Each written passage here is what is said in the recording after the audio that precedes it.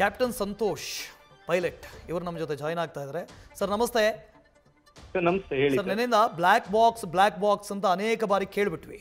ಇವತ್ತು black box ಸಿಕ್ಕಿದೆ. ಈ ಬ್ಲ್ಯಾಕ್ ಬಾಕ್ಸ್ ಹೇಗೆ ವರ್ಕ್ ಮಾಡುತ್ತೆ, ಅದರ ಜೊತೆಗೆ ಈಗ ಬ್ಲ್ಯಾಕ್ ಬಾಕ್ಸ್ ಸಿಕ್ಕಿರೋದ್ರಿಂದ ತನಿಖೆಗೆ ಹೇಗೆ ಸಹಕಾರಿ ಅಂತ. ಸರ್, ಬ್ಲ್ಯಾಕ್ ಬಾಕ್ಸ್ ಅಂದ್ರೆ it is located in the rear of the aircraft. So ಇದರಲ್ಲಿ 2 ಕಾಂಪೊನೆಂಟ್ಸ್ ಇರುತ್ತೆ. ಒಂದು flight data recorder, another one is cockpit voice recorder. So cockpit voice recorder ಏನ್ ಮಾಡುತ್ತೆ ಅಂದ್ರೆ ಈ ಪೈಲಟ್ ಕಾನ್ವರ್ಸೇಷನ್ ಮತ್ತೆ aircraft any emergency warnings, auto pilot disengage, ಈ warnings ಎಲ್ಲ ಸೌಂಡ್ ಮಾತ್ರ ರೆಕಾರ್ಡ್ ಮಾಡುತ್ತೆ. The other part is flight data recorder. Flight data recorder ಅಲ್ಲಿ ಏನಿರುತ್ತೆ ಅಂದ್ರೆ ಏರ್ಕ್ರಾಫ್ಟ್ ಅಲ್ಲಿ ಎಷ್ಟು ಫ್ಯೂಲ್ ಇತ್ತು, ಆಮೇಲೆ ಇಂಜಿನ್ ಥ್ರಸ್ಟ್ ಪವರ್ ಲಿವರ್ಸ್ ಎಲ್ಲಿತ್ತು, ಹೈಟ್ ಯಾವ ಹೈಟ್ ಅಲ್ಲಿ ಇತ್ತು ಏರ್ಕ್ರಾಫ್ಟ್, ಯಾವ ಡೈರೆಕ್ಷನ್ ಫ್ಲೈ ಮಾಡ್ತಾ ಇತ್ತು, ಆಟೋ ಪೈಲಟ್ ಎಂಗೇಜ್ ಆಗಿತ್ತಾ ಡಿಸ್ಎಂಗೇಜ್ ಆಗಿತ್ತಾ. There so many parameters. It can contain about 25,000 different informations in flight data recorders. So this both part is saved in a secured box which look like a orange color. Adar mele white tape hakirtare. It can withstand any heat, it can withstand any deep sea ಒಳಗಡೆ ಹೋದ್ರುನು. Sir ಅದನ್ನ ಕೇಳಬಹುದು, ಯಾಕೆ ಅದು orange ಅಲ್ಲೇ ಇರುತ್ತೆ, ಯಾಕೆ ಅದಕ್ಕೆ ವೈಟ್ ಟೇಪ್ ಹಾಕಿರ್ತಾರೆ?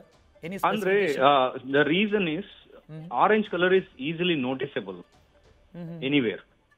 ಈಗ ನೀವು ಬ್ಲಾಕ್ ಕಲರ್ ಅಂದ್ರೆ ಇಟ್ಸ್, ಫಾರ್ ಎಕ್ಸಾಂಪಲ್ ಸಮುದ್ರದ ಒಳಗಡೆ ಎಲ್ಲೋ ಹೋಗ್ಬಿಟ್ಟಿದೆ ಅನ್ಕೊಳ್ಳಿ, ಬ್ಲಾಕ್ ಕಲರ್ ಅಂದ್ರೆ it's very difficult to identify. ಈಗ ಆರೆಂಜ್ ಅಂದ್ರೆ ಬ್ರೈಟ್ ಆಗುತ್ತೆ, ಎಲ್ಲೇ ಇದ್ರು ಅದು ರಿಫ್ಲೆಕ್ಟ್ ಆಗುತ್ತೆ. ಅದ್ರ ಮೇಲೆ ರಿಫ್ಲೆಕ್ಟರ್ಸ್ ಹಾಕಿರ್ತಾರೆ.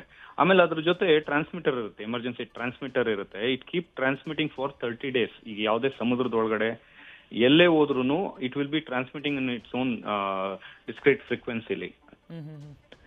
So you can pick up the signal and you can see where exactly the location of the black box.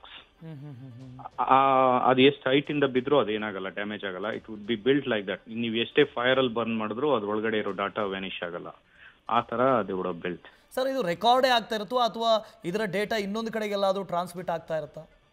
ಇಲ್ಲ, ಅದು ಕಂಪ್ಲೀಟ್ಲಿ ರೆಕಾರ್ಡ್ ಆಗ್ತಾ ಇರುತ್ತೆ. But simultaneously some of the information ಇದರಲ್ಲಿ ಇನ್ ಡೀಟೇಲ್ ಸ್ಟೋರ್ ಆಗುತ್ತೆ. Black box ಅಲ್ಲಿ flight data recorder ಅಲ್ಲಿ every parameters of the flights will be recorded ಇದರಲ್ಲಿ. But in simultaneously the aircraft will be in communication through satellites in the ground control unit ಜೊತೆ, airline ಜೊತೆ.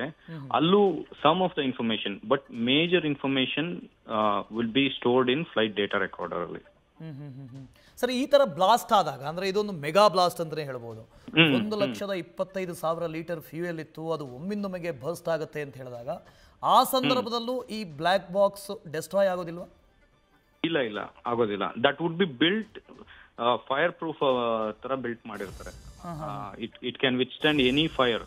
It can burn even 24 hours continuous ಆಗಿ fire burn ಆದ್ರೂ ಅದು ಏನಾಗಲ್ಲ. The data would not be vanished. It's designed in such a way. ಆಮೇಲೆ every critical information of the flight would be noted ಅದರಲ್ಲಿ.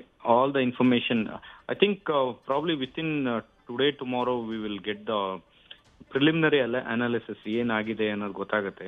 If it's a major technical fault ಏನಾದ್ರೂ aircraft ಇದ್ರೆ, I think they will take a drastic decision on Boeing 787 whether to keep this aircraft flying, ಇಲ್ಲ complete ground ಮಾಡೋದ world wide. ಆ ತರ if it's a technical challenge, that would be a decision. So ನೀವು ಆಗಲೇ ಹೇಳಿದ್ರಿ ಸುಮಾರು 250ಕ್ಕೂ ಹೆಚ್ಚು parameters ಅನ್ನ ಇದು ನೋಡ್ತಾ ಇರುತ್ತೆ, ರೆಕಾರ್ಡ್ ಮಾಡ್ತಾ ಇರುತ್ತೆ ಅಂತ. ಈ ಪರ್ಟಿಕ್ಯುಲರ್ 25,000 ಡಿಫರೆಂಟ್ ಪ್ಯಾರಾಮೀಟರ್ಸ್, ಸೆನ್ಸರ್ಸ್, ಆ ತರ ಎಲ್ಲಾದ್ನೂ ಕನೆಕ್ಟ್ ಆಗಿರುತ್ತೆ ಇದಕ್ಕೆ. And every aircraft it's actually different. On Boeing 787, so it will be around the similar category. ಆ ತರ ಇರುತ್ತೆ. Different parameters, signals, everything will be recorded in that. Okay. ಈಗ sir ಈ 25,000 parameters ಅಲ್ಲಿ ಪರ್ಟಿಕ್ಯುಲರ್ ಈ ಕೇಸ್ನಲ್ಲಿ ಏನು ತುಂಬಾ ಇಂಪಾರ್ಟೆಂಟ್ ಅಂತ ಅನ್ಸುತ್ತೆ? Which information? ಸರ್, ನಿನ್ನೆ ನಾವು ಮಾತಾಡಿದ್ವಲ್ಲ, ಸೊ ಈ ಏರ್ಕ್ರಾಫ್ಟ್ ದ ಪಾಸಿಬಿಲಿಟೀಸ್ ಅಂದ್ರೆ ಈಗ ಬರ್ಡ್ ಇಟ್ ಆಗಿದ್ರೆ, ಈಗ ಬೋತ್ ಇಂಜಿನ್ ಪವರ್ ಲಾಸ್ ಅಂದ್ರೆ it's 1 in a billion chance. One chance ಏನಾಗಿರ್ಬೋದು ಅಂದ್ರೆ ಫ್ಯೂಲ್ ಕಂಟಾಮಿನೇಷನ್ ಆಗಿರ್ಬೋದು. ಫ್ಯೂಲ್ ಕಂಟಾಮಿನೇಟ್ ಆಗಿ ಫ್ಯೂಲ್ ಕರೆಕ್ಟ್ ಆಗಿ, ಬಟ್ ಫ್ಯೂಲ್ ಕಂಟಾಮಿನೇಷನ್ ಆದ್ರೆ I mean, on the runway ne gottagbekiತ್ತು. They put 90% power. The aircraft thrust was aligned and it took off. ಅಲ್ಲೇ ಜೆಟರಿಂಗ್ sound ಬಂದು engine ಏನೋ ಪ್ರಾಬ್ಲಮ್ ಬರಬೇಕು, ಅಲ್ಲಿಂದಲೇ ವಾರ್ನಿಂಗ್ ಬರುತ್ತೆ. ಅದೇನಾಗಿಲ್ಲ. ಸೆಕೆಂಡ್ಲಿ ಬರ್ಡಿಟ್ ಅನ್ನೋದಕ್ಕೂ ಇನ್ನೊಂದು ಆಪ್ಷನ್. ಬರ್ಡಿಟ್ ಎರಡ್ ಕಡೆನೂ ಪಕ್ಷಿ ಹೊಡೆದ್ರೆ ಇಂಜಿನ್ ಇದಾಗುತ್ತೆ. ಅವಾಗ ಏನಾಗುತ್ತೆ ಅಂದ್ರೆ ಪಕ್ಷಿ ಹೊಡೆದಾಗ ಏನಾಗುತ್ತೆ ಅಂದ್ರೆ ಇಂಜಿನ್ ಅಲ್ಲಿ ಸ್ಮೋಕ್ ಬರುತ್ತೆ, ಇಂಜಿನ್ ಟರ್ಬೈನ್ ಬ್ಲೇಡ್ ಅಲ್ಲಿ ಸ್ಪಾರ್ಕ್ ಬರುತ್ತೆ. ಆ ವಿಡಿಯೋಲಿ ಏನು ಕಾಣ್ತಾ. ಆಮೇಲೆ sudden ducting of the aircraft shake ಆಗ್ಬೇಕು ಹೊಡೆದ್ರೆ. ಆ ಯಾವ moments you can't see, you can't analyse anything.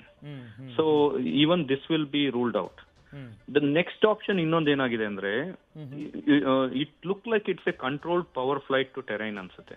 ಅಂದ್ರೆ power engine is working but lift didn't generate. Lift generate ಆಗಿಲ್ಲ ಅಂದ್ರೆ ರೀಸನ್ ಏನಾಗುತ್ತೆ ಅಂದ್ರೆ ಏರ್ಕ್ರಾಫ್ಟ್ ಫ್ಲಾಪ್ಸ್ ಅಂತ ಇರುತ್ತೆ. ಫ್ರಂಟ್ ಲೀಡಿಂಗ್ ಎಡ್ಜ್ ಅಲ್ಲಿ ವಿಂಗ್ ಇರುತ್ತಲ್ಲ, ರೆಕ್ಕೆ ಇರುತ್ತಲ್ಲ, ಅದ್ ರೆಕ್ಕೆ ಎಕ್ಸ್ಟೆಂಡ್ ಮಾಡ್ಬೋದು ಇಲ್ಲ ರಿಟ್ರಾಕ್ಟ್ ಮಾಡ್ಬೋದು. ಓಕೆ, ಸೊ ಈ ಟೇಕ್ ಆಫ್ಗೆ ಈ ಪರ್ಟಿಕ್ಯುಲರ್ ಏರ್ಕ್ರಾಫ್ಟ್ಗೆ they would normally use 5 degrees flaps. ಆ ಫ್ಲಾಪ್ಸ್ ಏನ್ ಮಾಡುತ್ತೆ ಅಂದ್ರೆ it will create the lift. ಆ ಫ್ಲಾಪ್ಸ್ ಎಕ್ಸ್ಟೆಂಡ್ ಮಾಡೋದ್ರಿಂದ ಏನಾಗುತ್ತೆ ಅಂದ್ರೆ it will increase the lift characteristic of the aircraft. It will increase the drag also. But ಏನಂದ್ರೆ ನೀವು ಸ್ಲೋವರ್ ಸ್ಪೀಡ್ ಅಲ್ಲಿ ಟೇಕ್ ಆಫ್ ಆಗ್ಬೋದು. ನೀವು ಫ್ಲಾಪ್ ಹಾಕಿಲ್ಲ ಅಂದ್ರೆ ನಿಮ್ಗೆ ಜಾಸ್ತಿ ಸ್ಪೀಡ್ ಬೇಕು ಮೇಲತ್ತಕ್ಕೆ. ಸೊ ಇನ್ನೊಂದ್ ಏನಾಗಿರ್ಬೋದು ಅಂದ್ರೆ ಈಗ ಟೇಕ್ ಆಫ್ ಆಗಿದೆ, ಏರ್ಕ್ರಾಫ್ಟ್ ಅಬೌಟ್ 100 feet ಗೆ ನೀವು ಲ್ಯಾಂಡಿಂಗ್ ಗೇರ್ ಪಾಸಿಟಿವ್ ರೈಟ್. ಈಗ ಇಬ್ರು ಪೈಲಟ್ ಇರ್ತಾರೆ, ಒಬ್ರು ಫ್ಲೈಯಿಂಗ್ ಪೈಲಟ್, ಇನ್ನೊಬ್ರು non flying pilot. You will be handling the communication ಬೇರೆದೆಲ್ಲ. ಈಗ non flying pilot positive rate ಅಂದ್ರೆ ಫ್ಲೈಯಿಂಗ್ ಪೈಲಟ್ ಈ should retract the gear, acknowledge ಮಾಡಿ. ಸೊ ಇದು ಗೇರ್ ರಿಟ್ರಾಕ್ಷನ್ ಆಗಿಲ್ಲ even at 600 feet. Maybe accidentally, it may be my theory, I could be wrong. Instead of landing gear ಎತ್ತಬಹುದು ಅವ್ರ flaps ಎತ್ಬಿಟ್ರೆ the flap retract ಆದ ತಕ್ಷಣ ಏನಾಗುತ್ತೆ ಅಂದ್ರೆ aircraft will lose the lift. Maybe that could be one of the reason. ಬೇರೆ ಇನ್ನೇನು ನಾವು ಆಪ್ಷನ್ ಸಿಗ್ತಾ ಇಲ್ಲ ಇಲ್ಲಿ. Maybe mistakenly landing gear ತೆಗಿಯೋ ಬದಲು ಫ್ಲಾಪ್ಸ್ ಎತ್ತಿದ್ರೆ it will lose the lift, immediately sunk ಆಗ್ಬಿಡುತ್ತೆ. It looks like that preliminary. Human error ಅಲ್ವಾ? ಅಲ್ಲ, I could be wrong sir. This is one of the ಆಗಿದ್ದಿದ್ರೆ. ಬಟ್ ನೀವು aircraft fly ಮಾಡೋದು at low altitude, if you suddenly lift the flaps, when you even with the power, even the aircraft with full power, if you lift the flap sudden ಆಗಿ at so low altitude, aircraft will sink. That can be one of the theories, but I could be wrong. ಬೇರೆ ಇನ್ಯಾವ್ದು reason ಸಿಗ್ತಾ ಇಲ್ಲ why the both engine can fail. Engine failure ಆದ್ರೆ there should be reason. ಇಲ್ಲ fuel contamination ಇಂದ fuel ಆಗ್ಬೋದು, ಇದಾಗ್ಬೋದು. ಇಲ್ಲ ಏರ್ಕ್ರಾಫ್ಟ್ ಅಲ್ಲಿ ಫ್ಯೂಲ್ ಕಟ್ ಆಫ್ ಆದ್ರೆ ಇಂಜಿನ್ ಫೇಲ್ ಆಗುತ್ತೆ. But 2 different pumps, it's not the same fuel pump. ಎರಡಕ್ಕೂ ಆಪರೇಟ್ ಆಗ, ಎರಡಕ್ಕೂ ಡಿಫ್ರೆಂಟ್ ಇದಿದೆ. ಅದು ಒಂದ್ ಫೇಲ್ ಆಗ್ಬೇಕು, ಎರಡು ಒಟ್ಟಿಗೆ ಹೆಂಗ್ ಫೇಲ್ ಆಗಕ್ ಸಾಧ್ಯ? ಇಲ್ಲ ಫ್ಯೂಲೇ ಫುಲ್ ಕರಪ್ಟ್ ಆಗ್ಬಿಟ್ಟಿದ್ರೆ ಇಂಜಿನ್ ಆಫ್ ಆಯ್ತು, ಬರ್ನ್ ಆಗ್ತಾ ಇಲ್ಲ, ಇದು ಕಂಟಾಮಿನೇಟೆಡ್ ವಿತ್ ವಾಟರ್ ಅದು ಇದು ಅಂತ. ಆ ಆಪ್ಷನ್ ಬಂದಿಲ್ಲ. ಸೆಕೆಂಡ್ ಇನ್ನೊಂದು ಆಪ್ಷನ್ ಏನಂದ್ರೆ ಬರ್ಡಿಟ್ ಆಪ್ಷನ್. ಅದು ಅಲ್ಲೇನು ಕಾಣ್ತಾ ಇಲ್ಲ ನಮ್ಗೆ. ಸ್ಪಾರ್ಕ್ ಬರ್ಬೇಕು, ಹೊಗೆ ಬರ್ಬೇಕು ಇಂಜಿನ್ ಇಂದ ಬ್ಯಾಕ್ ಸೈಡ್, ಅದಾದ್ರೆ ಸಡನ್ ಡಕ್ಟಿಂಗ್ ಬರ್ಬೇಕು, ಏರ್ಕ್ರಾಫ್ಟ್ ಶೇಕ್ ಆಗ್ಬೇಕು. ಅದು ಏನಾಗ್ತಾ ಇಲ್ಲ. ದಿ ಥರ್ಡ್ ಆಪ್ಷನ್ ಇನ್ನೊಂದು ಏನ್ ಅನಲೈಸ್ ಮಾಡ್ಬೋದಂದ್ರೆ with full power aircraft suddenly ನೀವು ಲ್ಯಾಂಡಿಂಗ್ ಗೇರ್ ಅದ್ ಮೇಲ್ವರೆಗೂ ರಿಟ್ರಾಕ್ಟ್ ಆಗಿದೆ, ಲ್ಯಾಂಡಿಂಗ್ ಗೇರ್ ಎತ್ತೋ ಬದಲು ಫ್ಲಾಪ್ಸ್ ಎತ್ತಿದ್ರೆ it will lose the lift instantaneously aircraft. ಆ ಲೂಸ್ ಲಿಫ್ಟ್ ಆದಾಗ ಏನಾಗುತ್ತೆ, ಸ್ಟಾಲ್ ಆಗುತ್ತೆ. ನೀವು ಹೈಟ್ ಅಲ್ಲಿ ಇದ್ರೆ you lower the nose, full power, you can recover at least ಇವನ್ ಒಂದು 3000 feet ಇದ್ರೆ ರಿಕವರ್ ಮಾಡಬಹುದು ಅದನ್ನ. This is at very low altitude. There is no other option to recover. Maybe this is one of the theories ಆಗಿರ್ಬೋದೇನೋ ಅಂತ analysis ಅನ್ಕೋತೀನಿ sir. So okay, thank you sir ನಮ್ಮ ಜೊತೆ ಮಾತನಾಡಿದಕ್ಕೆ ಇಷ್ಟೊತ್ತು. ಧನ್ಯವಾದಗಳು. Sure thank you. News first, ನಿರ್ಭೀತಿಯಿಂದ ನಿಮ್ಮ ಪರವಾಗಿ.